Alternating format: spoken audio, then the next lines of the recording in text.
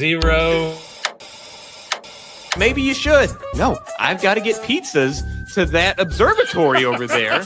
And so you get attacked by some like smoke monster, and you like the pizzas fall off, and you're like scrambling around. Like, oh no, somebody Smoke needs monster. the pepperoni. So I'm swimming through 30 weight motor oil. Why are these new additions to your game that your intention was to release this fall? What are you doing? Their primary focus should be surviving litigation. Someone take his phone. I'll do it. Just give me a key card and a red button that turns off Randy's Wi-Fi. It pisses me off that they lump racing in with sports. Then you look at this insert F-bomb, Mario Kart and Sonic Racing lumped in with F125. An aimless rant. We were just angry. Gentlemen, we can rebuild him. We have the technology. Everybody, we are live. It is episode 79 of the Hardcore Casual Broadcast. He is Jay of F1 Podcast fame. I'm actually not. I'm a life model decoy of myself. And I am Mason of Online Infamy, and we are the conversation at the table behind you. Jay, good afternoon. How are you this evening, sir? I'm pretty good. I just want to reach out and tell people if they're looking for something that won't, in this trying times, looking for something that won't give you explosive diarrhea, I would suggest a glass of the Bourbon. But that also being said, we had a kind of a no news week, dude. It felt so slow. But we did have a couple of big bangers, which I think we're going to get into tonight. One kind of dominated the airwaves starting earlier this week, and it's been shared and overshared and overshared. We're going to talk about it tonight, and I guarantee you we're not going to be postulating these mad theories that are out there on the interwebs. But anyway. Well, and I do want to take a moment to acknowledge something you alluded to earlier. You want to take a moment to talk about super diarrhea real quick, and like how this is like sweeping the nation. I am absolutely. I'm totally comfortable talking about. I still can't believe the fact that every single news network, instead of using a bow issue, or didn't even skirt it. Like I'm watching Fox News, and they're like, "This will cause explosive diarrhea." I cannot believe that we've reached an age. This would not have happened in the 80s. They would have said everything except explosive diarrhea.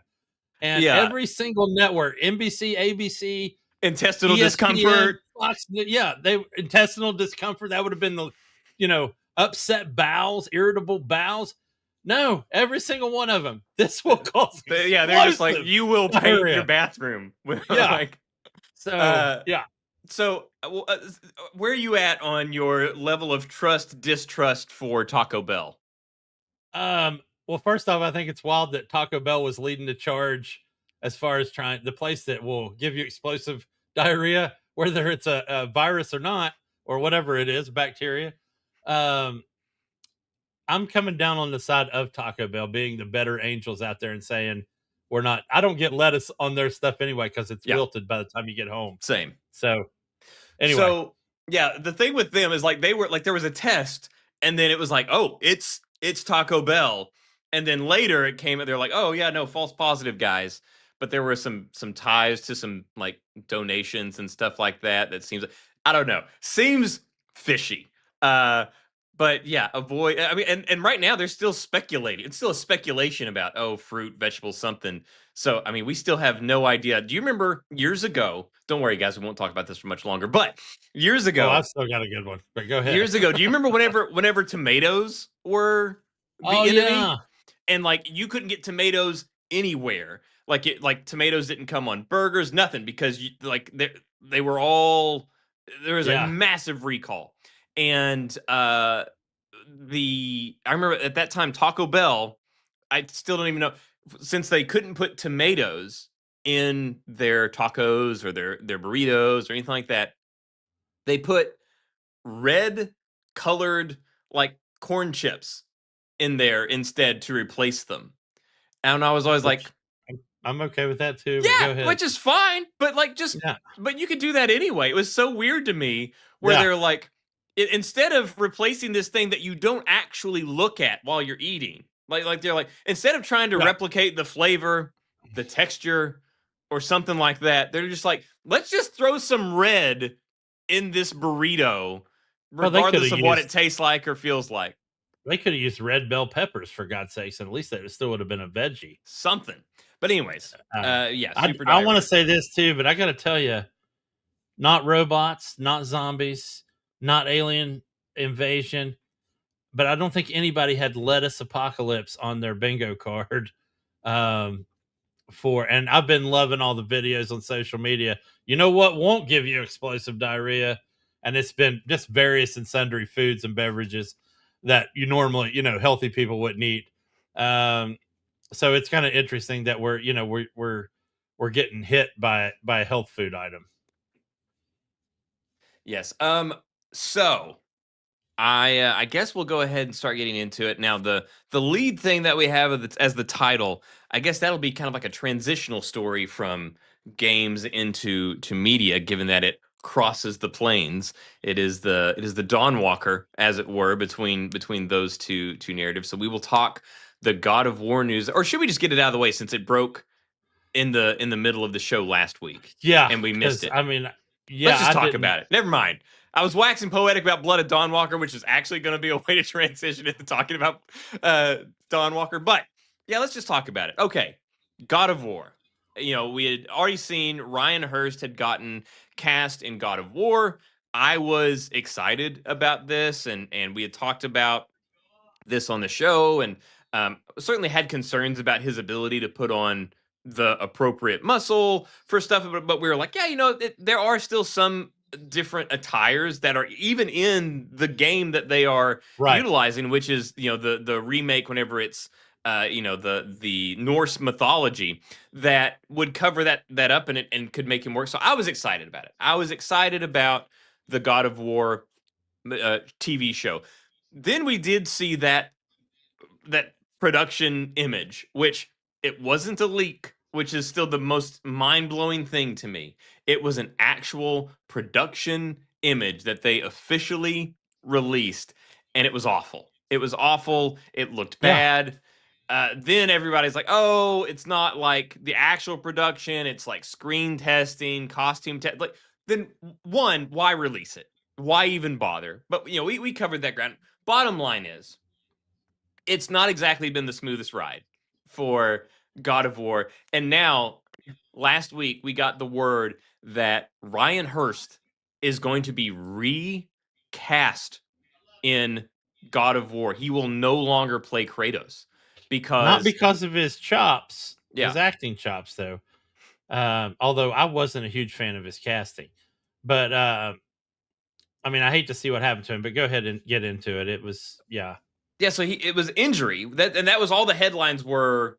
Yeah. He was serious, this one got me. They said he was seriously injured, which I was very concerned about. I'm like, what whenever I hear seriously injured, I hear someone could have died, maybe dying, something like that. So I was definitely not happy with the way that they framed it as saying that he was seriously injured on set. Now, granted, it wasn't a mild injury, but it was a torn bicep. So the good news is he's not at risk of dying. Bad news is he's tore his bicep and he's going to be out for longer than they are willing to wait for him. They had shot 4 full episodes. Yeah. Completely. And what I mean, given that it's being made in this day and age, and it's for a stream, it's for Amazon, a streamer, we can almost guarantee it's an 8-episode show. So they had recorded half of the show, and now they're going to not just recast him, but those will be reshot in their entirety. Yeah, and here's the thing. I think they're going to use that opportunity to make tweaks to the episodes based on a different actor, because a different actor is going to bring a different scope to the role. One, and B, if they felt like anything was missing, they're going to be able to either add or take away from the previously filmed episodes. I think it's a shitty deal, even though I told you, like, I wasn't a huge fan of his casting. I'm always willing to give somebody a shot, and I think it's really shitty to pull it on 4 episodes and do a reshoot. And I don't want to say it spells doom for the production, but like my use of the word doom there. I don't think it spells enough doom for the production of the show, but who knows, man? I mean, it still could end up being a great show. It could. And you know what? And I hope that Liam Hemsworth brings his best to the role. And wow. Yeah, because I saw some Liam Hemsworth jokes this week. I saw Elliot Page in that same stock photo. They put Elliot Page in it. You know, of course, Elliot Page is popping up everywhere now, but and not always for good things. But yeah, it's hard to tell who they can pick for that role, and I don't even want to try to. At this point, I don't even want to fan cast it. I don't even know. So I was a fan of his casting. My concern was his age. Now, granted, Kratos is older, obviously. Like he's older, but you know, we're not Greek gods. You know, no. We age, our bodies break down.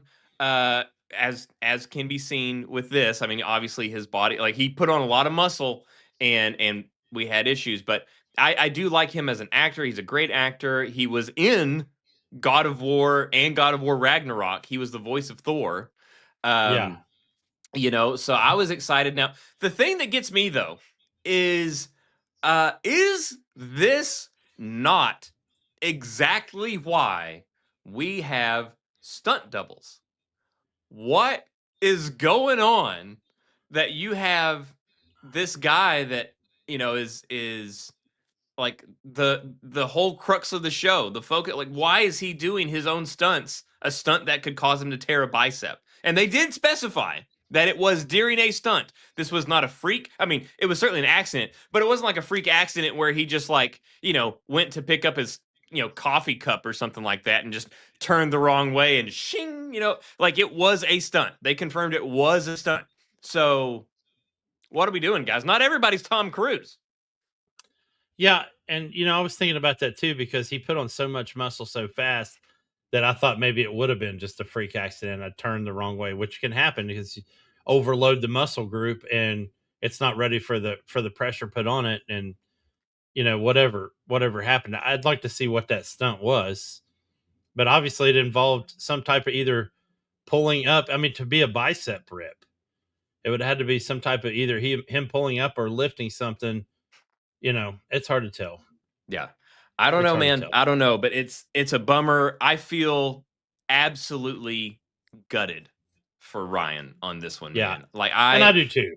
I feel so bad for him. He was so happy. He was so proud. Whenever they made the announcement, there's the whole thing where he was like, it was from behind, you know, where he had his arms stretched across his couch as he was, you know, watching the title screen of, you know, the God of War video game to respond to the announcement. He was so happy, man. And this was obviously going to be his biggest role since Sons of Anarchy. You know, this was going to be a massive deal for him and his career. And man, to have that ripped away for an accident that happened while you were doing what they asked you to do. It feels like being punished for being a good soldier, you know? Now he's going to have to sit and watch Alan Ritchson do it. And, you know, and think, man, is there anything this guy can't do? I mean, Alan Ritchson is the American Henry Cavill at this point. Be Glenn Powell. So, yeah. Oh my God, no, there's no version of Glenn Powell that would have Kratos do the smile. You know. Yeah. There's no version of that. Man, I don't know if you could cast anybody in the role, like if there were no limits, money was no object, you knew you could get them. Who would it even be? Holy shit, dude. And it's got to be a real person that is acting now, right? I can't. Yeah, like if you were to grab somebody. Okay, dude, Richson's my only call to feel that physique. Yeah, Cavill, but I don't think Cavill's got too much of a baby face. I think. Yeah. The only two people I could think of it being one, like you said, Alan Ritchson, and then the other would be Dave Bautista, but obviously he is substantially older, and he has lost a lot of his body weight. You know, he's lost a lot of that muscle mass. but he's Same with just The Rock. he still has that presence, Yeah. Oh yeah, he definitely got the presence. Dave still has the presence to make it work. So even though, and he's still in great shape. Don't get me wrong, guys. Like Yeah. Dave Bautista is still in phenomenal shape.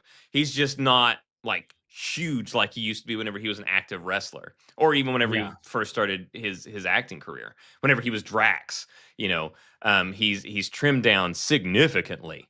But those would be the only two that I could think of. I don't think we have any wrestlers that have the acting chops right now to do it. I mean, because you look at guys like Roman Reigns and I mean, is Roman Reigns even still wrestling? I don't really watch it anymore. Yeah, he is. Yeah, so I mean, he's got the build for it. But I don't know. I mean, I saw him in Hobbs and Shaw, and I was like, okay, this guy's got some work to do. Yeah. Yeah. And we're talking a lead role for a show, Yeah. Now, granted, Alan Ritchson, I mean, this guy's insanely busy now. His career is blowing up. I mean, speaking of it, we just got the announcement of it's official. He had the movie on Netflix called War Machine that was this military sci-fi thing. And I mean, you watch it, it was very clear they wanted a sequel, and they got it. Officially announced is the sequel of War Machine is called War Machines, and it will be coming out. So he's got that. He's got Reacher. He's got unannounced projects. He's probably gonna show up in DC, even if it's not. Well, because I saw the interview where I watched an interview with him. I guess it came out of Comic-Con, but it was with one of my favorite shows, where he's had multiple discussions with James Gunn, and that he's, they're really close apparently. And he has a role in mind is what he said, but he won't tell him what the role is. And of course, a lot of people want him to play Batman. I don't really care what he plays, honestly. Batman I don't know how good of a Bruce Wayne he would be. I think he could be a good Bruce Wayne. I think that would be cool, because that's the other thing, is that whenever you watch these other versions of Batman, you see Batman the Animated Series or the comic books or whatever, Bruce Wayne is not unassuming, because he's also Batman. No. So Bruce Wayne is like just this yoked dude in a suit. I think it would be really interesting to see Alan Ritchson be this bulky, imposing guy, even as Bruce Wayne. The closest that we got to that was probably Ben Affleck being, large, rather imposing looking guy as Bruce Wayne. Obviously, what's the British actor's name that Batman Forever, for whatever reason I can't think of his name. Swear to me. Christian Bale. Yeah, Christian Bale. Thank you. He was obviously in phenomenal shape, but you put a shirt on him, he doesn't. It's kind of like a sleeper build. Like you didn't really notice it. But yeah, I would love to see Alan Ritchson be this kind of guy that's a bit of a behemoth, both as Batman and as Bruce Wayne. Yeah, and to me, it's always been one of them is good at one of the roles. It's almost like Bruce Wayne is the harder role to play. Oh, yeah. Well, I mean, there's a lot more nuance to that. Yeah. And like Val Kilmer was an absolutely horrid Bruce Wayne. And not much better of a Batman, God rest his soul. But then, we had the Clooney experiment. Clooney was a good Bruce Wayne, but he was horrible Batman. And I felt like Michael Keaton's still the best all-rounder we've ever had. Christian Bale probably would be my favorite for the all-arounder. He did the play. I don't know, man. He just wasn't a good Bruce Wayne for me, but I loved him as Batman. I mean, anything Batman related in his movies was fantastic. We didn't really get to see. We actually, now as I think about it, we didn't really get to see all that much of Christian Bale being Bruce Wayne. No, that's part of my problem with it. Yeah. I'm sure if they fleshed that out, it might have been better. I thought his best scene was at his birthday party. Yeah, and one of the few. We see him out of his suit a ton, right? We see him out of his suit all the time. But he's usually with Alfred or Lucius or recovering or something like that. It's not him at at the office in a suit, doing business stuff. We don't get to see him in his element. Yeah, the closest thing was really the party scene with the Joker and all that stuff. But yeah, we just didn't get we don't get to see much of many people being Bruce Wayne. Even Right. Robert Pattinson, the whole thing with the most recent, the Batman movie. We did we see any of him in an office, like an official capacity, or I don't just saw know, him man. be an emo? I fell asleep during that movie. Ouch. That was how bad it was to me. I don't even want to talk about it. That much like you are with Indiana Jones, that movie doesn't exist to me. And it's sad because Penguin. I don't know what you're talking good. about. I love the Indiana Jones trilogy. It's great that they stopped when they did. The Indiana Jones quadrilogy, but yeah, that Batman does not. Wow, I don't even. Man, I can't. It's just bad. Anyway, and it's not like I don't like that style of movie, but I mean, I fell asleep. Yeah. Well, anyway, so that's the big story. Ryan Hurst is no longer going to be Kratos, no longer in God of War. Absolutely heartbreaking. I really, really, really hate this for him. You almost never hear this about, an injury happened, therefore we must recast. And it's because, stunt doubles, or when somebody does have an injury, they delay. They will do it. I don't know why. It's Amazon. Like, this is, it's not like Amazon isn't good for it. It's not like they don't have the funds to bankroll this thing until whatever, but that's the story. So I'm heartbroken on Ryan's behalf, and I'm sure that he is absolutely devastated at this. And I hope that he gets something else that he can, really sink his teeth into and show his talents again. Well, that was one of the big stories this week. I was thinking maybe let's just kind of go all over the place tonight and hit the next big. Let's do it. So for me, the next biggest story this week was the release of the Doomsday trailer. And before anybody that watches this, yes, we have it. And yes, we're going to watch it. And yes, we may pause it 50 times or no times. But what we will not be doing, or at least I hope what we will not be doing, is coming up with these. Everybody watched that trailer and has come up with some of the most, I hate to use an old term, but some of the most cockamamie. I knew that was the word you were going to use. Cockamamie theories I have ever heard in my life. I mean, I've heard some stupid shit out there. Like, I heard one guy literally say, "There's no way that's our Steve Rogers. You can tell he hasn't banged Peggy yet. Look at his face." Like, how would you know that was the case? Right? So just stupid stuff. And most of them revolved around the Steve Rogers which I think is completely moot, and we're going to get to that. And Russ and I are on this, I mean, literally the same wavelength as far as that conversation being completely moot. But I think the important takeaway from this trailer before we even play it is the sheer amount of people we're going to get to see brought together for the first time. And we said this about when the Avengers were coming up in the MCU, but we're crossing the streams now with all the previous Fox bullshit we had to deal with, and Sony and, Disney, Marvel trying to come together and borrow heroes so that they can get them in these storylines. So, it's one of those things where I'm excited. We're going to start we've got Disney, Marvel, we've got the Fox lineage, we've got Sony. So we're crossing all kinds of streams here. So I'm going to throw it up there, and then we'll walk and talk through it. So is that loud enough, or do I need to turn it up? I think it's good so far. Nobody's talking yet, but something's coming. There we go. So we got Professor X. Always good to see him back. And it's Patrick Stewart, Professor X. So that's important to know. Yes. Would not surprise me if we saw James McAvoy though. True. So we got our glimpse of Doom. We got the Thunderbolts updated Avengers Tower. Yeah. And here we go. Here's the Fantastic Four. And it's at first I was wondering if this was all the same scene or had they cut it, but I know I stopped it in a weird spot here, but you can see they're all in the same room. Thor seems to be the central character in this trailer, or that it all revolves around him. But we've got some of the Thunderbolts and the new Avengers, and then we've got the Fantastic Four. Well, now the Thunderbolts are the new Avengers, right? That was their whole thing. So it's the old Avengers, it's the new Avengers, it's the Fantastic Four. Yeah. All of us put together, and they died. got Namor. Yeah. Folks, any comic people that know the love drama triangle between Reed Richards, Namor, and Susan. Namor had the hots for Susan, so it ought to be interesting how they play that out in this movie. I don't know, man. I would, as busy as this movie's gonna be, I would be fine if they just left that out.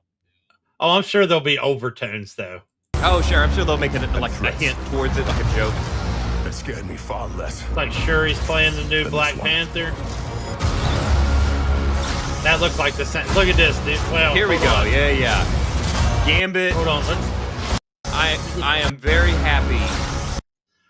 Dude, that is full on X-Men 97. Yes. Scott Summers as Cyclops. That is the 90s cartoon Uncanny X-Men classic version, the one that I grew up with of Cyclops right there. No Ruby Quartz Oakleys on this guy. He's wearing the freaking Geordie visor. Yes. And it's great. And I got to ask you, and because I don't know, I've purposely stayed away from this movie as far as info, but is that James Marsden playing Cyclops? Yes, it is. Yes. Oh, outstanding. Yeah. Outstanding. And we got Gambit back, so it's going to be interesting to see Gambit now back. So it's still Channing Tatum playing Gambit, and like the whole thing was like years and years and years ago, before Disney bought Marvel. You know, this was back before, like, people forget that whenever Iron Man came out, Disney did not own Marvel.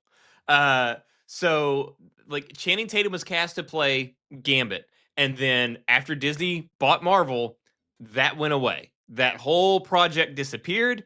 We never got to see it until Deadpool came around. Whenever Deadpool and Wolverine happened, we had Gambit, and it was kind of an allusion to this whole thing. And Blade. Yeah, well, but the whole reason Gambit was there was it was alluding to the fact that he was cast. He never got to make the movie. That's why he was cast out in this whole thing. And it was all funny, ha, played for laughs.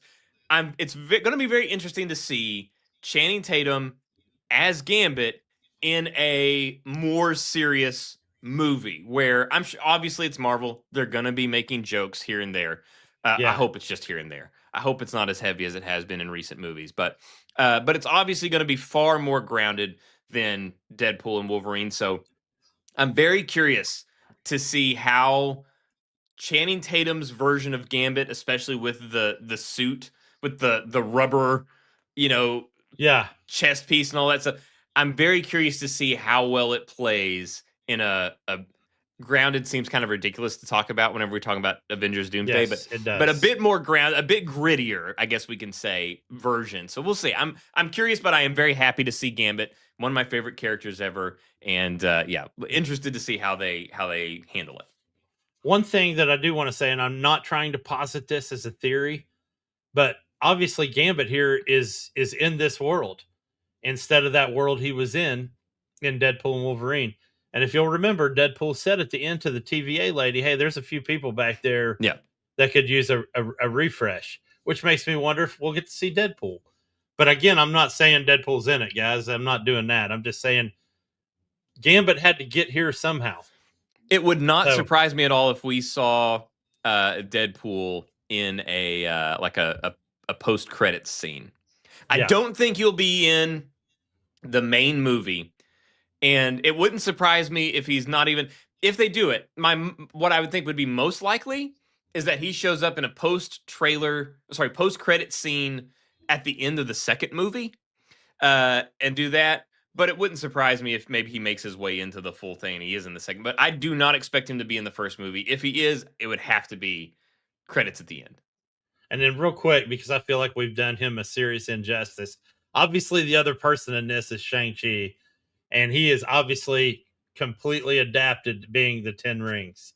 And this would be his first appearance since, his own standalone film. Yeah.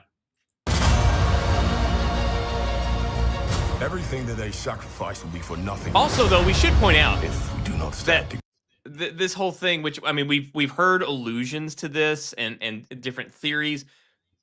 So we had Gambit, we have Shang-Chi, however you want to pronounce it. And the fact that they are fighting one another. And the whole thing is, what does this mean? What's happening here? And the whole theory has been for a while that whatever it is that is causing this to happen, whatever calamity is befalling, is that the story will start out as X-Men versus Avengers. So that seems to point in that direction. The fact that we have two of these well-known heroes fighting one another. Well, that'll be interesting. Other than also the fact that most people have no idea how powerful Doctor Doom is, but we'll get to that in a minute with one specific scene. Together. Put aside your petty squabbles. Okay. And folks, that is Catherine Romaine right there, or whatever her name is. Romaine Rebecca Romaine Stamos. Well, I guess Rebecca, it's just Rebecca Romaine now. Yeah. That is number one. The OG Mystique. And she's about to turn into Yelena here, but it's cool that they brought her back.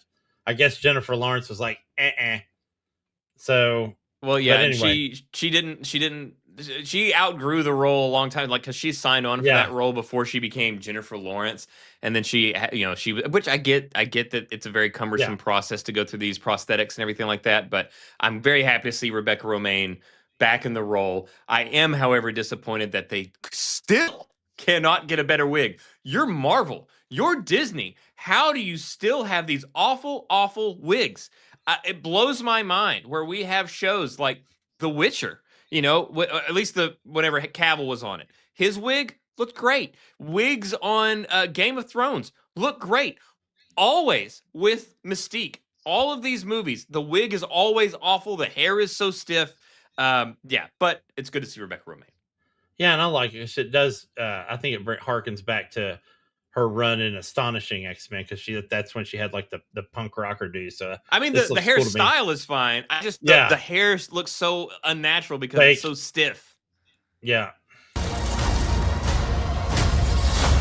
Presume nothing except this. Yeah, Magneto with long hair. He will return as brothers and sisters.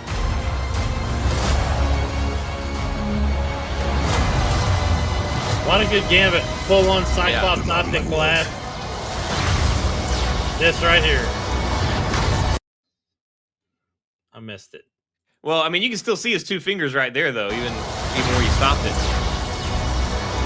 Boom. Oh, bam. There you go. Right there. So he stops Stormbreaker with two fingers, and people are like, okay, so he stops Stormbreaker with two. Guys, Doctor Doom is a generational villain. I mean, this guy has raised from birth as not only a smart and apt scientist, he is a witch, warlock, whatever you want to call him. This is a guy in the comics that was able to manipulate and basically turn Scarlet Witch into a thrall. And if you know anything about the comics, the Scarlet Witch in the comics could have one-shot Thanos in the movies. So Doctor Doom is a formidable, and I mean a formidable foe. Whenever they relaunched, whenever Marvel Comics did New 52, where their whole approach was, this has since gone out the way, and man, they're struggling now with their comics. But the whole idea was, we will do the or was that DC that did New 52? DC did New 52. Marvel did, but Marvel still did their own reboot. They all rebooted at once to get new number one issues. Yeah, they did. Yeah, they did to do new number one issues. Anyways, whenever Marvel did their big reset, they used Doctor Doom to do it. Doctor Doom literally reshaped the timeline to his liking. So he is, which I think is what's going to happen here. I do too. Yeah, that's me saying that. No, I agree. We have talked about that since I think I was still sitting on my bed whenever we recorded a show where we talked about that. That has been my theory from the get-go, is that this is how they're going to reset this whole thing, is basically do that same storyline, is that Doctor Doom is going to reshape the world in his own liking.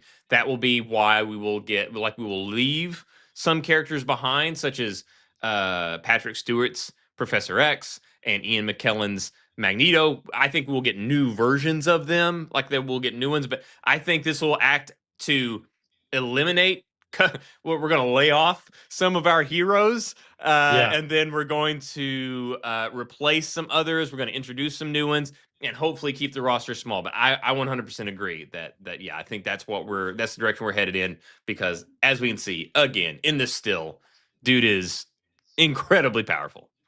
And I also want to say the amount of gravitas that Chris Hemsworth brings to the Thor role just in this trailer, because he's always been the more playful one. He rarely gets super serious. I mean, except that during Endgame when they were talking about going to kill Thanos. But, he's scared to death, and that ought to worry everybody. Yeah. You know what I mean? That should scare everyone. He's letting them know, he's like, listen, me and everybody I know up in the lands that you guys know nothing about could team up and not touch this guy. So it seems like he's the guy that's going to be like, we need to come together right now. We're all going to die. And of course, Paul Rudd probably says something like, yeah, I think we're all going to die. We're going to need a miracle. A bigger boat. Oh, sorry. Wrong movie. We're getting the bigger boat. It's not possible.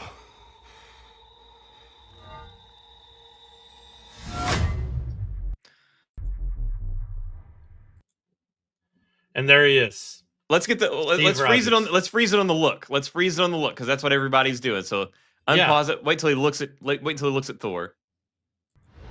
There. Okay. So to get into what you're talking about, some of the insanity that we have heard, which again, we will get into immediately why that's so ridiculous. So many people are saying this isn't Steve Rogers. This is one of several other characters that have impersonated Cap or Steve Rogers before in the past in the comics. This is not him. This is Captain Hydra, or this is not the guy you think it is. But to that, Jay and I both agree here. To that, I say he got the hammer. He got the hammer. He took Mjolnir, dudes, and that, to me, that's Mjolnir would never have come to anybody that wasn't worthy. Yes, it's like Marvel 101, dude. And I've heard people talking about. I'll add it to the stage in a minute, but after we finish the rest of the trailer. But there's no other version of Cap that could have taken the hammer.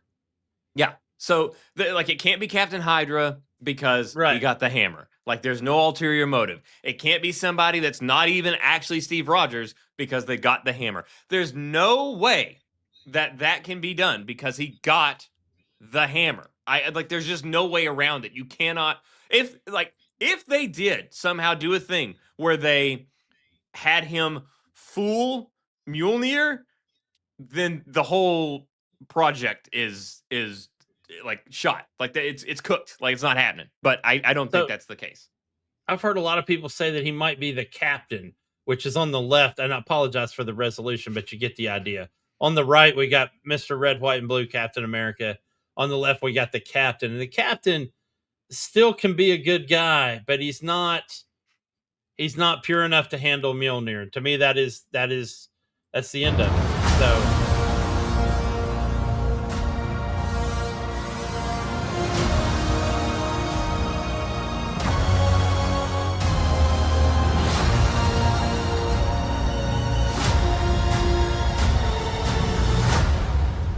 there we go. December 18th, which unfortunately is not all that far away anymore. No, it isn't. This year has gone by so freaking quick. Oh, man. So fast, in fact, that only next week Spider-Man opens, dude.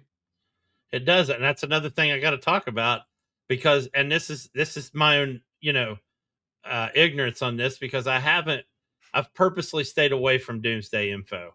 And obviously they didn't show Spider-Man in the Doomsday trailer.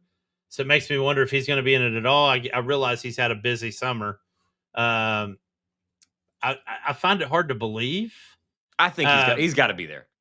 And the other part that I find it hard to believe is because at some point in that trailer, we saw the Fantastic Four in the white unis, which is the Future Foundation Fantastic Four. And Spider-Man was in the Fantastic Four during that time for a little while.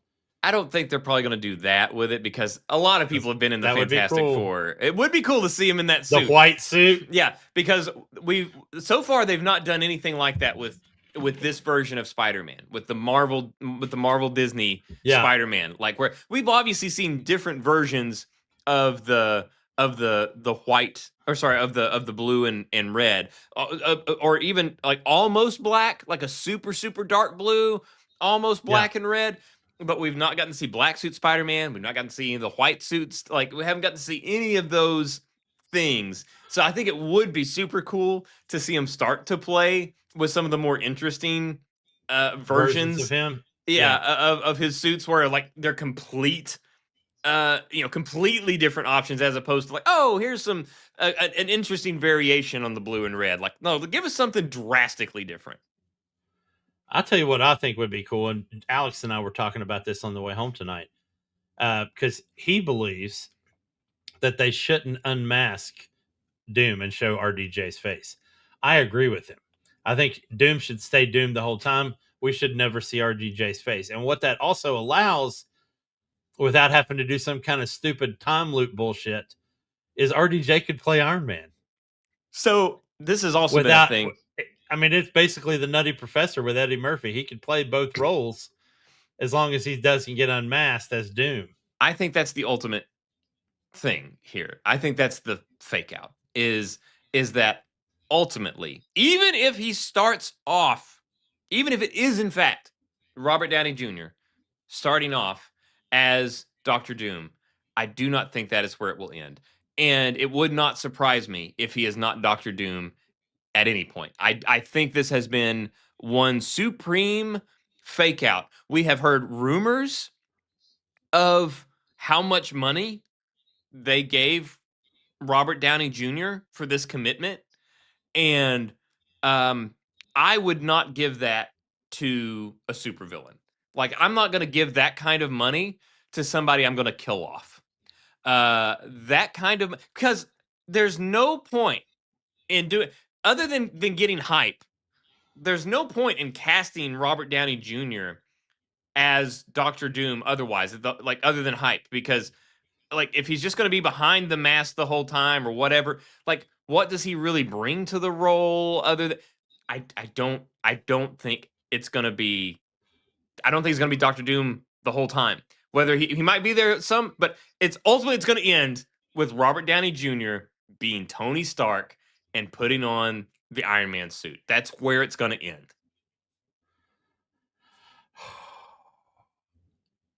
What are your thoughts?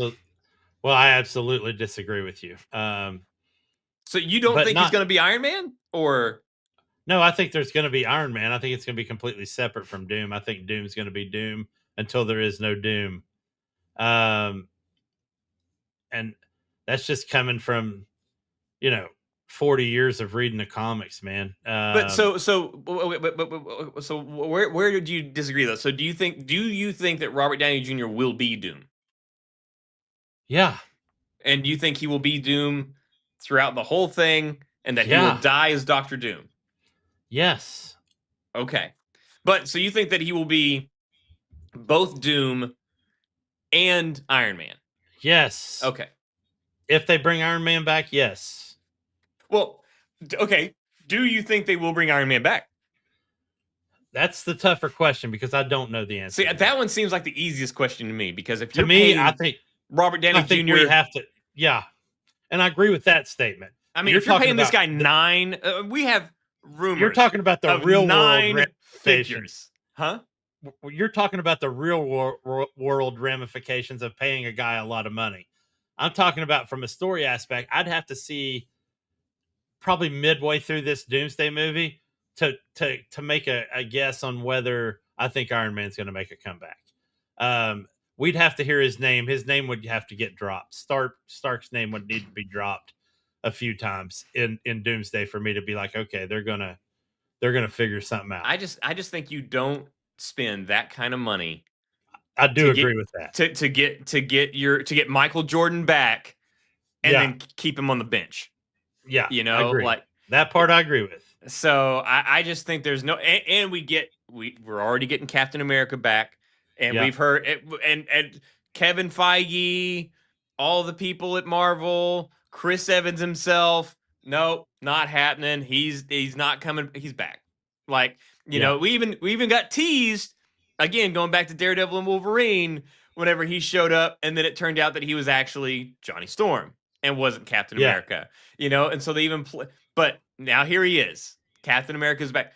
We're getting Iron Man back. It might not be until part 2, but we're getting Iron Man back. I have zero doubts. Yeah, the other thing that I think is key in that scene between Hemsworth and Chris Evans is Evans says, "Hey, pal." And that's big for, if you watch all the other movies, anytime he's having a lighthearted moment, it's always pal, whoever he's talking to. And so that was another key piece to me, but of course the hammer part sealed it. But so yeah, I think we'll see Iron Man. Now I do wonder if, given we had his look, so he's got the long hair, he's got the beard. Yeah, I wonder if they're going to do the thing where because we saw him at the end of the whole Infinity War and all that stuff, and he came back, he sat down on the bench, and he was old because he had gone back and he had lived his life. But along the way, is that how this is going to tie into that? Like, so is this a version of him that's not even old yet? That he during this process, he also went back in time and dealt with this before. I think it's going to be, and again, folks, I'm just trying to present ways that this could possibly happen. Maybe the Sorcerer Supreme just goes back and yanks him out of the timeline for a little bit. Maybe it's a temporary thing. Who knows, dude? I don't want to speculate because, like I said, this trailer did a great job of showing you absolutely nothing by showing you everything. Yeah. And but you bring up another good thing though, Sorcerer Supreme.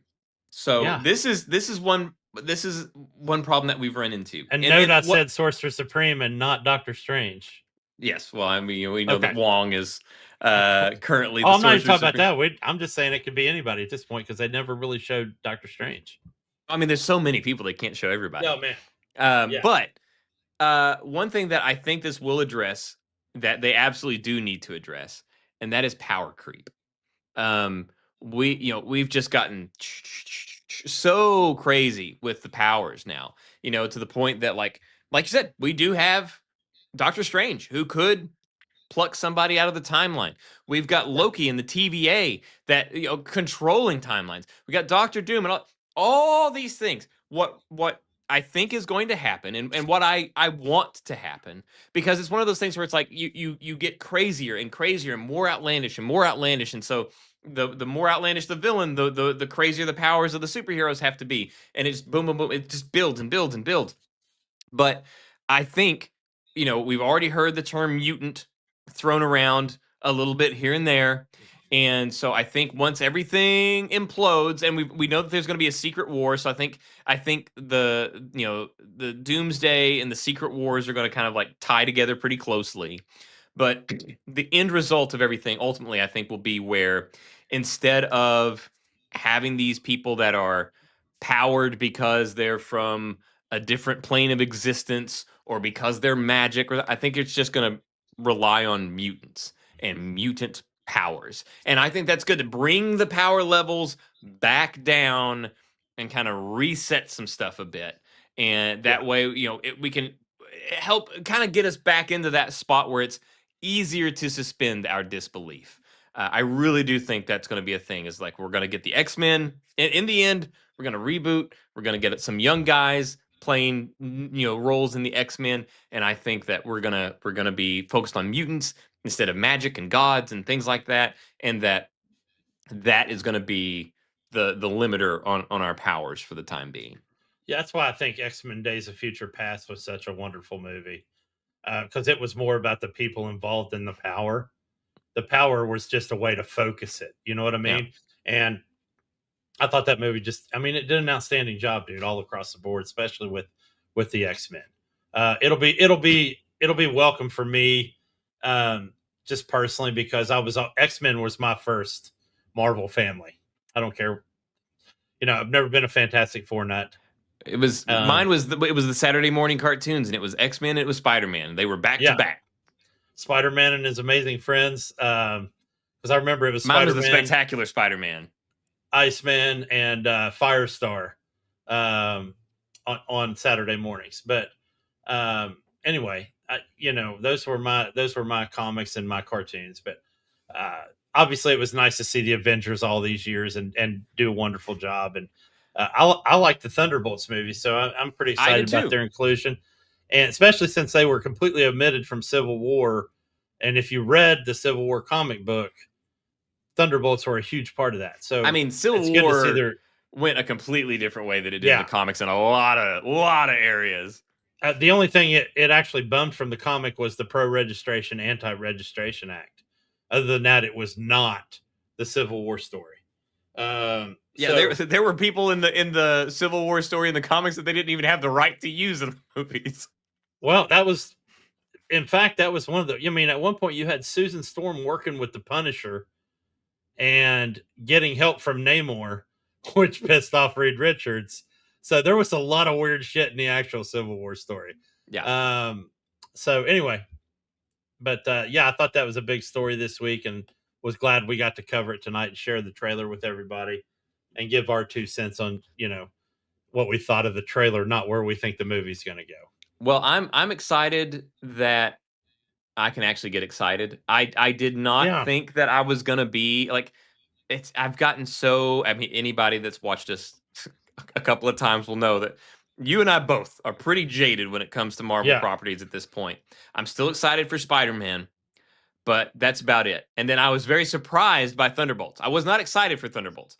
Whenever I saw it, though, I was like, oh, I actually really liked it. I really enjoyed it. And it got back to the vibe that I think that we'd gotten away from.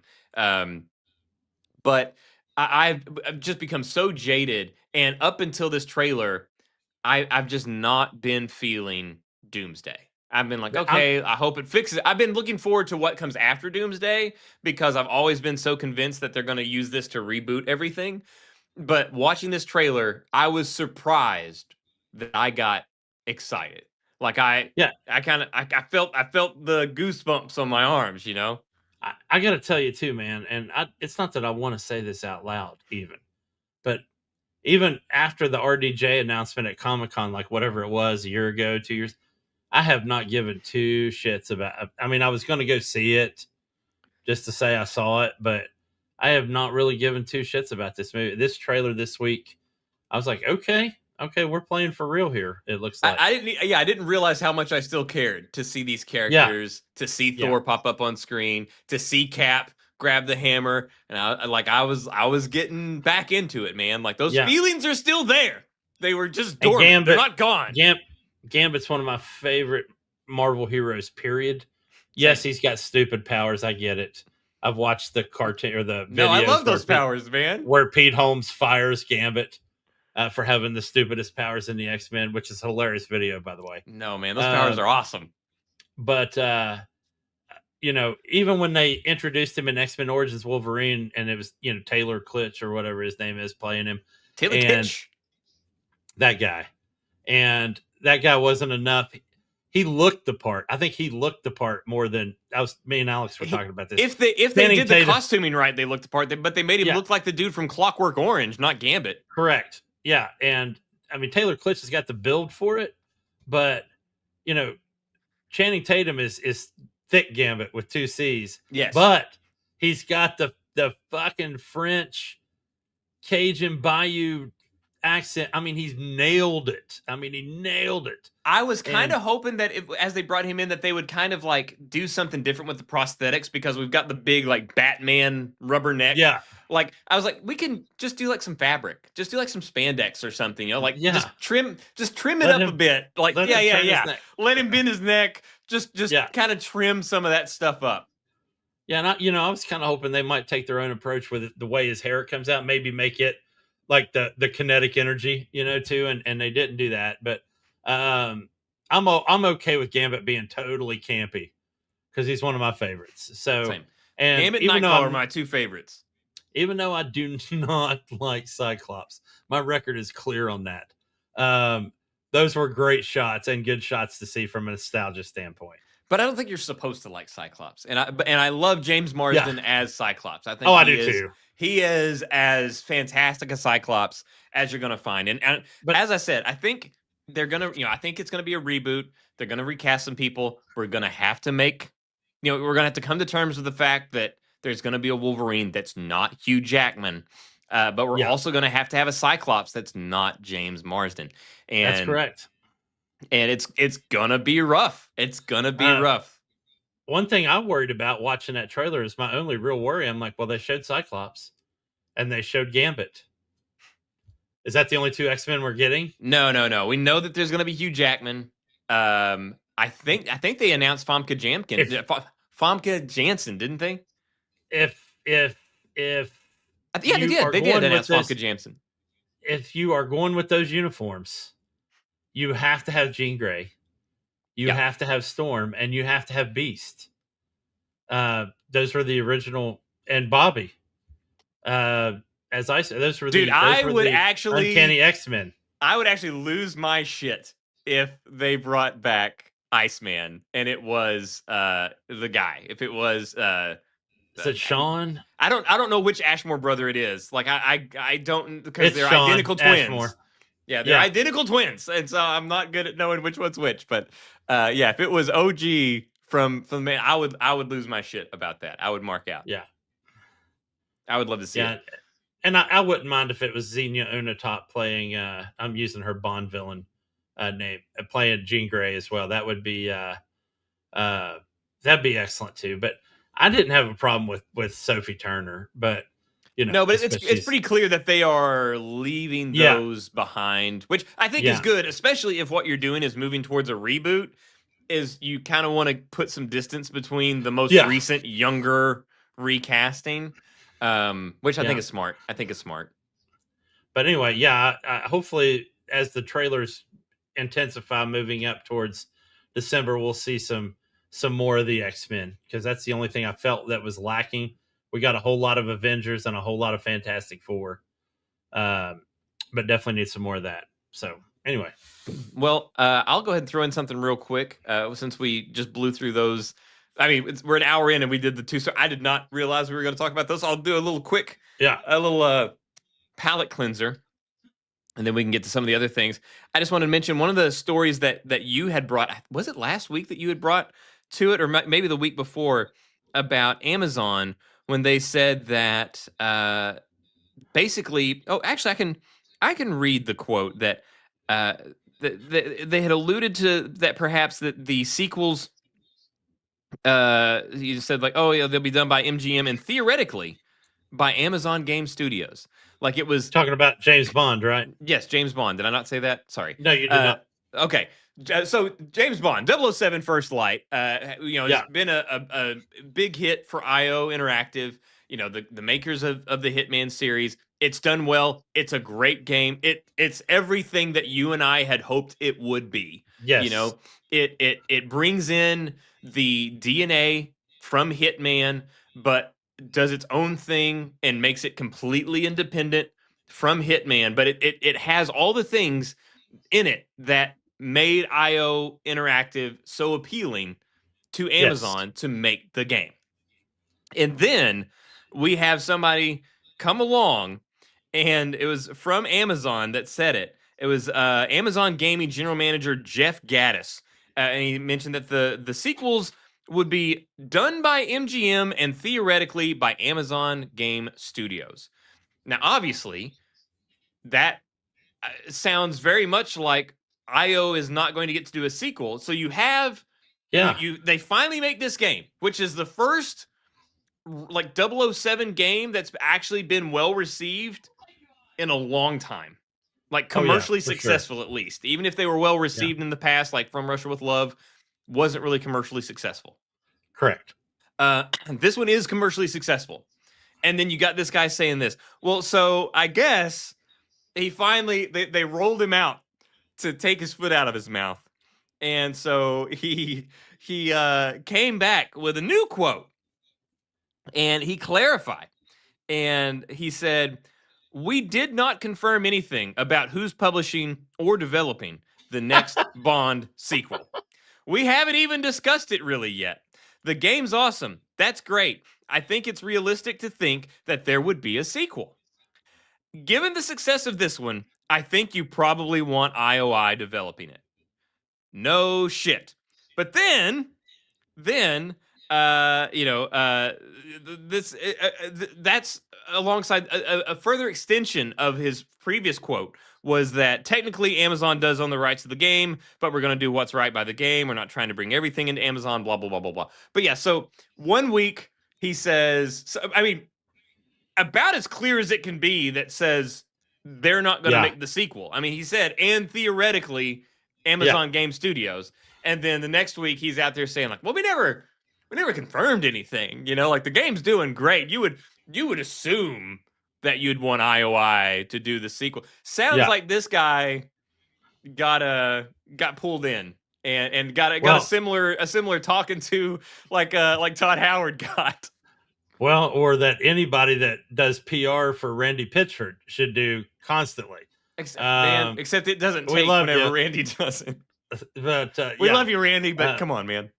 Man, this guy's got a bad case of Pitchford syndrome. Anyway, and I'm not gonna say I expected him to go back on it, but it kind of tracks. I think part of his original statement probably came on the fact that we don't know how this game's going to do yet. We don't know how it's going to, because it was right before it launched or right as it launched. And now people are playing the shit out of this game and the content roadmap looks great. And we're starting to see a resurgence again in players buying it and playing it, probably because they finished up some backlog stuff and and were able to purchase. And now they're like, oh shit, they actually did a great job. So maybe we just contract them to make it. I don't understand like why this happens. Like, I get it. Hey, there's business, there's contracts, there's money and all that stuff. But why would you take something away from if IOI does the sequel, it's guaranteed to make money, or virtually guaranteed. I mean, you can't get, but I mean, the first was commercially successful. As long as they're still doing what they're doing, it's going to be good. You give that to another studio to do something completely different and then call it a sequel, it's not going to work, man. Like, this is shooting yourself in the foot. This is, again, we've talked about it so many times on the show. Transformers, the war for Cybertron, and the fall of Cybertron. Not only the two best Transformers games ever, two just straight up incredible games, period.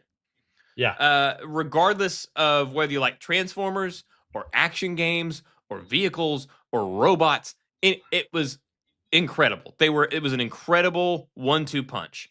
And then, hey, licensing happens. Let's move it on. Have somebody else do something completely.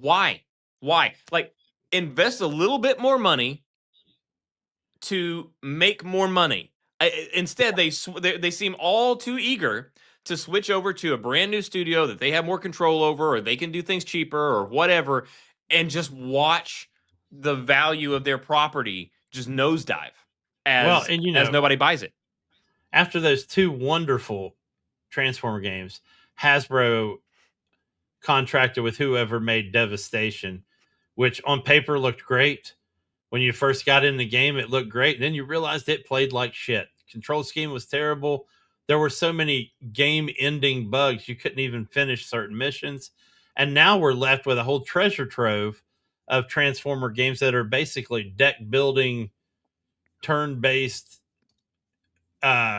price, just cash grabs for DLC that, hey, the game's going to launch with Gen 3 Optimus Prime. If you want Gen 1 Optimus Prime, that's going to be $20. And if you want the one from the movie, that's going to be 20. And we're not even talking about a character. We're talking about a card for your deck to play. I mean, it's stupid, man. Yeah. G.I. Joe hasn't done much better. And it's all because of Hasbro. Yeah. Yeah. I mean, and we've got the movie is now in the gutter. People stopped seeing the Transformers movie. The last Transformers movie bombed. In doing so, also bombed G.I. Joe. And now we've got the games for Transformer that are not doing well when they could have just done that. So I don't know why you would want to do something with IOI where you wouldn't get to do that. But yeah, Transformers should be a cautionary tale. And like I said, the movies, the games, they're both in the gutter. that's what devalued G.I. Joe as well. And I understand that there was some additional news regarding G.I. Joe and the story that you had brought into us before. So yeah, obviously the G.I. Joe got greenlit, the movie with the script by Danny McBride. Yeah, so one week you told us that Danny McBride had an idea and he wanted to make it happen. The next week it was greenlit. Yeah. And now this week we have new stuff. Yeah, well, it was greenlit. Plus, we had word that Bradley Cooper was being eyed for a lead role. And then this week, we get word that possibly Chris Pratt and Walton Goggins have signed on that are being eyed for roles. And then the rumors coming out of those media outlets were that Goggins could possibly end up playing Cobra Commander. I would with love Chris that. Pratt as either Duke or Hawk. But here's my thing: if you're casting Bradley Cooper's got to be, based on age, he's got to be Hawk, and Chris Pratt would be Duke. Yeah. And that makes more sense to me. Of course, that might not be what happens. It might all be, up on its toes or whatever, doing something totally different. But that's where we're at right now. So we've obviously got some people that are, in your age group, my age group, that passionate about that. I mean, because most boys played with G.I. Joes, man. Yep. And those boys that played with G.I. Joes are now Chris Pratt's and Bradley Cooper's and Walton Goggins's and Danny McBride's. Yeah. And now they're like, now I've got big time super fuck you money, and now I'm going to make a movie about all my favorite toys. Yep, I'm going to have the biggest play session ever. My mom never bought me the USS Flag aircraft carrier, but I'm going to put that bitch on the big screen. Yep. Yeah, and I'm going to blow it up. Yeah, then I'm going to blow it up. And so, yeah, I'm absolutely looking for it. I think this is going to be a big, fun movie that takes a serious, there's people asking, wonder if they're going to really market it towards kids or if they're going to market it. And I think it's going to be somewhere in the middle. I think you're still going to want to get kids out there. I don't think it's going to be as bad as a cartoon where everybody's firing laser blasters and nobody dies. We're in all-out war where nobody dies. But I think we're going to see realistic-looking warfare between these two organizations. And part of me really wants them to just go with the very first G.I. Joe stories, which were, Cobra and collecting all those, whatever that material was, and Joe trying to stop him. So we'll see what happens. As long as we don't hear so much as an utterance of Serpentor or Cobra Law or anything like that, I will be happy. Yeah. I will also, that when they hit Gen 7 on the figures in the cartoon and it turned into magic and this mystical, Cobra was this mystical organization instead of just a terrorist paramilitary organization. It really went wheels off the truck at that point. Well, that's another thing is people don't understand nowadays. Back then, whenever you had these cartoons, the cartoon, like, now currently you have a product, you have a movie, a cartoon, TV show, whatever. You make action figures, and those action figures are because of that show. Back then, the show happened because there were action figures. They conceptualized the action figures, and they're like, we can sell these to young boys that want to do this. And then the show was basically one long commercial for the toys.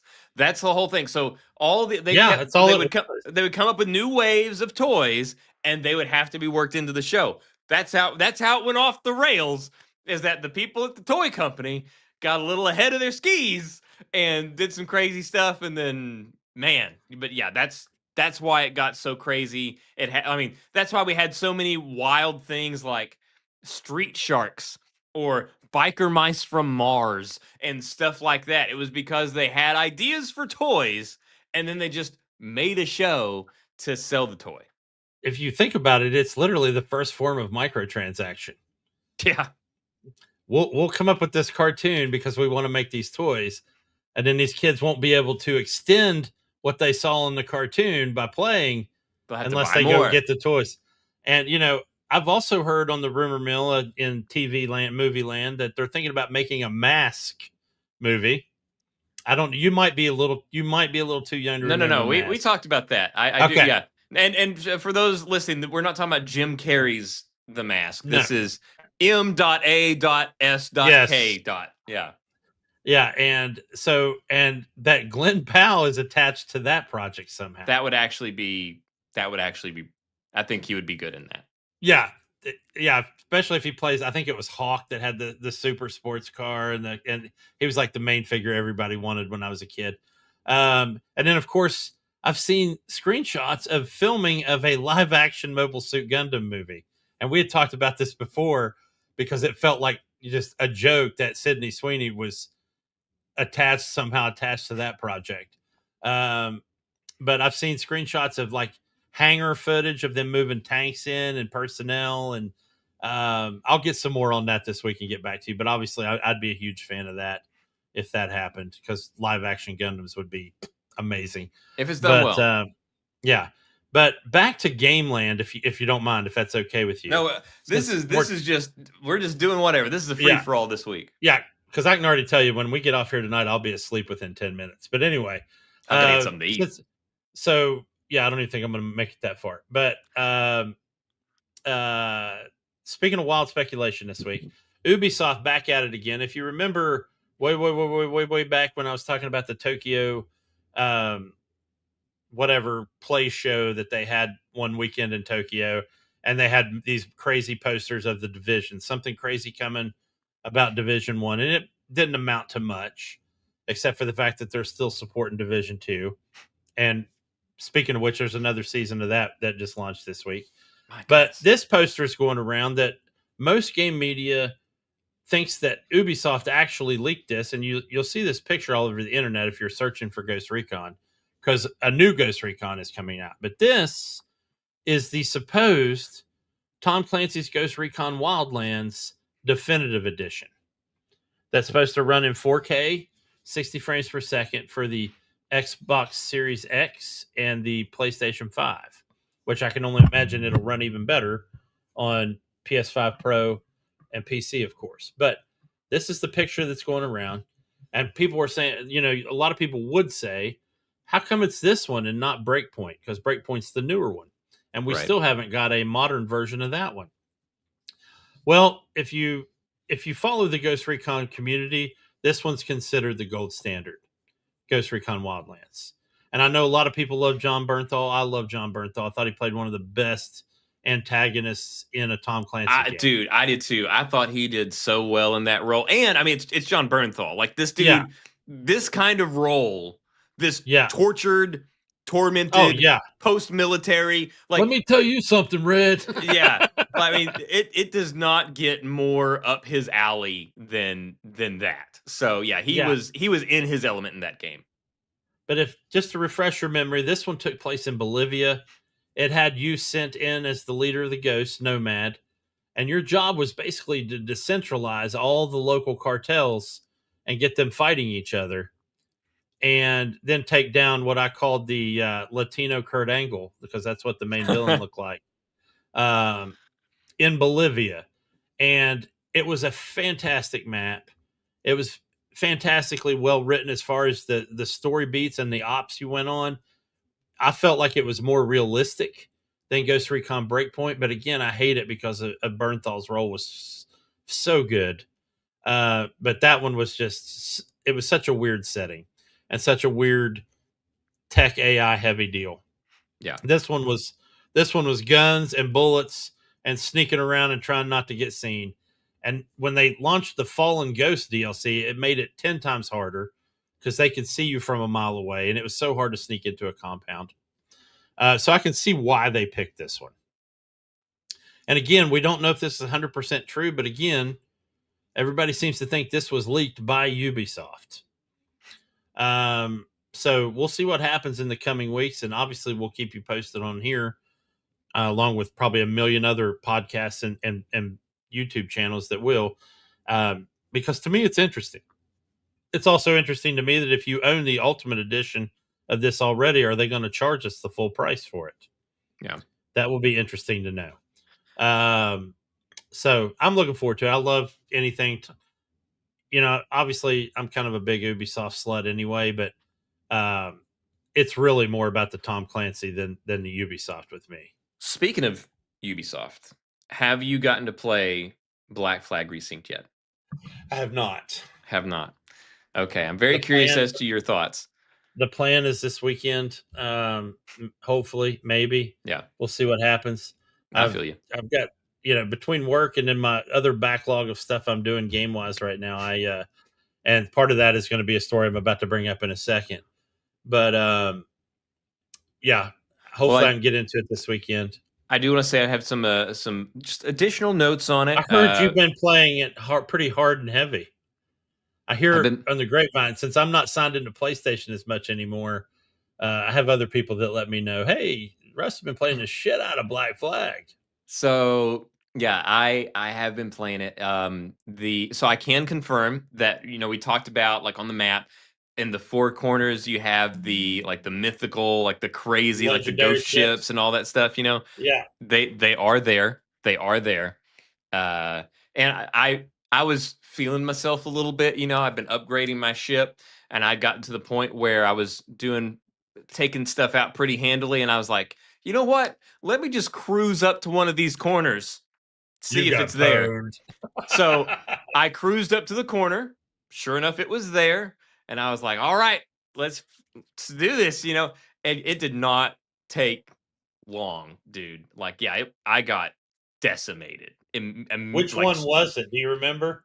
I don't remember. It was the one that's like just walls of cannons, where it's just like, all you see on the side is just cannons, where it's just like so many rows of cannon. It looks like you're taking on a fort. That ship towers over your own, it's just boom, boom, boom, boom, boom. It's like this nonstop volley of cannonballs. That was the one that I went up. I don't remember. It was a Spanish name, the El whatever. And it was in the corner. It was in the Kraken corner. So in that corner is where the Kraken drawing is. And so yeah, I got dog walked on that one. I was like, you know what? I'll come back. I'll come back later. I'll do some more stuff. I'll come back.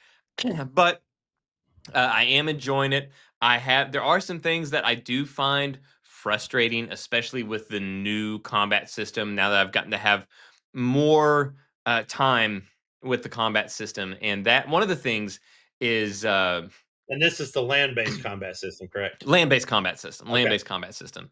Since they got rid of the paired animations and all that stuff, and I don't know how you fix this, but like you can remap it. But basically, whenever you're in combat, there's two things that can happen that you can sort of avoid, and one of it'll flash blue if they are they're swinging their sword or whatever or punching. It'll flash blue if you can block it and deflect it. And this is if you can deflect it perfectly, you can do a perfect parry. You can then do an immediate takedown.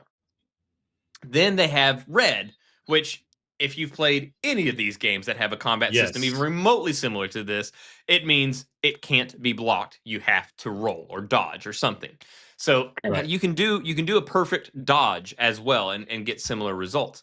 But the block is a shoulder button. So you're swinging with your R1 button. Block is just L1. To dodge, it's circle on PlayStation. It's one of the face buttons. And it's not intuitive whenever your combat's up here to see it, and that split second for me of being like, oh, face button instead of shoulder button when everything else is up here, it means that I get hit more often than I roll out of the way in those situations. People blow my mind, man, because I got to tell you, I'm sitting there and I was wondering where you were going with this, and I'm literally the whole time you're talking going, did they not put the roll in the circle? Did they not do it? Because I like it on the circle.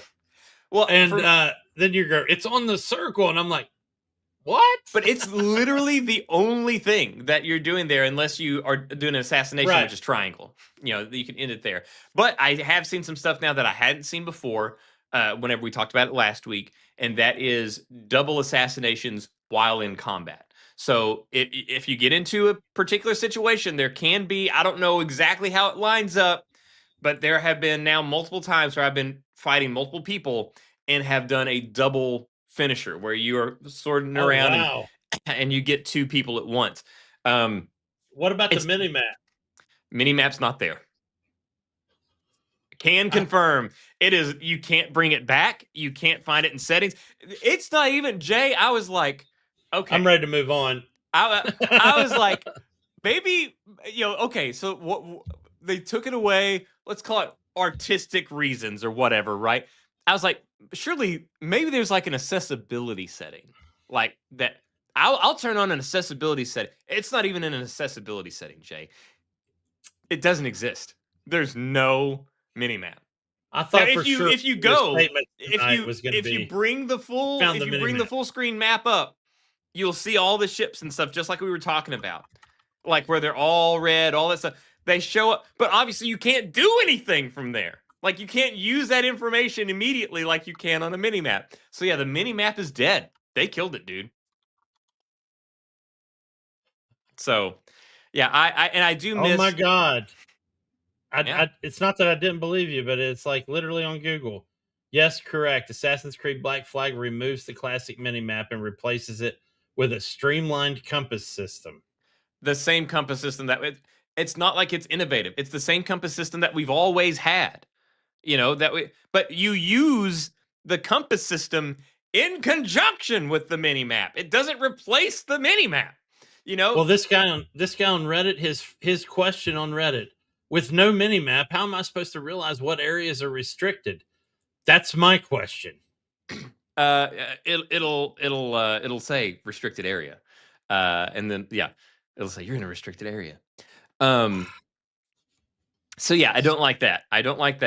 And I still miss the combat. Like the combat that I've seen, it's better than I thought it would be, replacing the parry animation system. But dude, I so miss all of the complex animations. I mean, you will.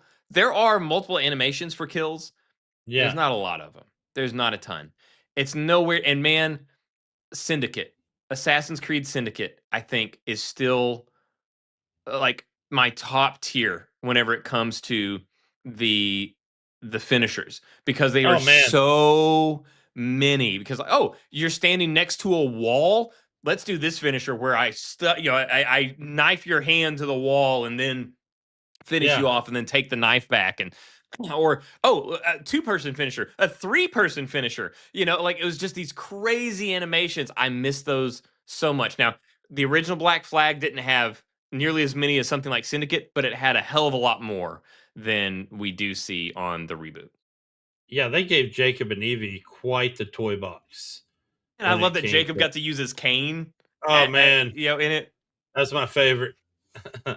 Yeah, so especially once I downloaded the steampunk pack, because it had a really cool cane skin, and it was fun to play with, man. Oh, and one more control issue that I have, and that is, if you tell me you can't change the vertical camera, I'm gonna. That's no. it. You can flip those around on your on land and sea, whatever. You can flip those around. What you can't do is hold a button to run. It is a toggle. And a toggle is not intuitive in an Assassin's Creed game. It doesn't work. It doesn't make sense. And what makes it even worse is that you can run, and then you let's say you're running across rooftops, right? So you hit a rooftop, toggle it on. Even if you hold it down, you can still hold it down and he's running, right? But it doesn't matter. You can let it go and he's still running. But so you hit the toggle, you're running, you jump to the next rooftop. He's no longer sprinting. You got to toggle it again because you broke your stride. So now you got to toggle again. Okay. Oh, another rooftop, toggle. Another rooftop, toggle, toggle, toggle, toggle. It's cumbersome. I don't like it. I don't like it at all. Does it count as breaking your stride? Like if it's like a tree in between the building? Remember how you could go through the trees? Kind of this weird, like you're sliding. Yeah, and you can still do that here. They do have the fork in the trees that you'll. But yeah, it seems to be hit or miss on whether it will or will not break a sprint. I was chasing, like most recently, earlier today, I was chasing one of the music sheets, and it kept breaking my toggled run, and so I had to keep re-engaging the sprint. It was a pain in the ass. have they fixed the? And I don't know if you want to call it a glitch or just they did it to you on purpose just to fuck with your head. But when you're standing on the edge of a branch and you're facing one direction, and you press jump to go that direction, and sometimes you would go literally 45 degrees, 90 degrees the other way. It's better. It is not entirely gone. I have on more than one occasion. Hey man, at least now, you're honest. I mean, I've on more than one occasion I have died. Where I'm like looking at the hay bale. I am on the observation point, and I am looking at the hay bale, and I jump, and the hay bale's right here. The hay bale is at 1.5 o'clock, right? I mean, it's at 1:30, right? It's like it's right there. And I jump, and I'm at noon. And it just boom, broken legs, dead, load last checkpoint. Like, yeah, it has happened. It has happened more than once. It took a while, but then it did start happening. And it is brutal. And it's also a bit cumbersome. So they did this. They implemented this that they've done in some of the other games where it's like, okay, X to go up, circle to go down. Like if you want to parkour down, hold circle. You want to parkour up, hold X. And that sometimes just doesn't work super smooth. Right. Like, because there'll be times where, let's say you're looking for a chest, and especially in Black Flag or even the original like the Ezio games, there'd be situations where there would be like an enclosed area that had no roof, and so you'd have to like go over there and then drop down and get your chest. Well, here, so you jump, and your guy grabs the chest, and you stand yourself up. Well, if you hit X, he's going to jump from that wall to the next wall. He's not going to jump down. He's going to jump to that. So you hold circle. You have to hang. Yeah. So, but then what happens though is like, sometimes you try to hit circle, and he just slides back down the wrong side of the wall. Yes. And so you got to jump back on top of the wall and force him down in there. So that's what this face is. Yeah, because I knew you were going to say that. So there's still some wonkiness whenever it comes to that. Now, granted, I'm willing to put up with all of this to get it back.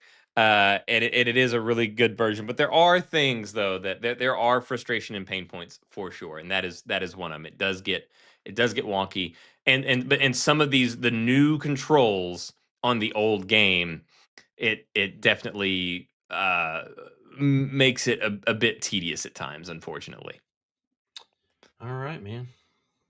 So there's my updated thoughts. I'm still looking forward to it, but I had one more story tonight, and it's a game I've been following for a while. In fact, the game started because it was hot off the heels of what was the episode where we brought up Unsung Games? It was a casualty list episode. Yes, the casualty list. And I brought up this game right here, which was G Police for the original PlayStation. That was the original cover art.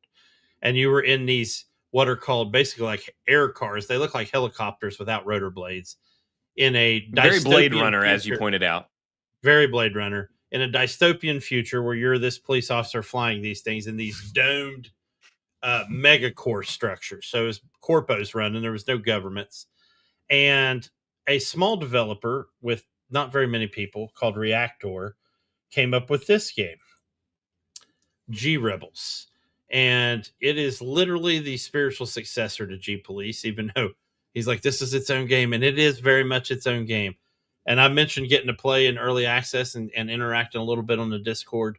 Well, this game has now been released. It is still technically early access, but it has been released. They added VR support. We now have access to all the different biomes.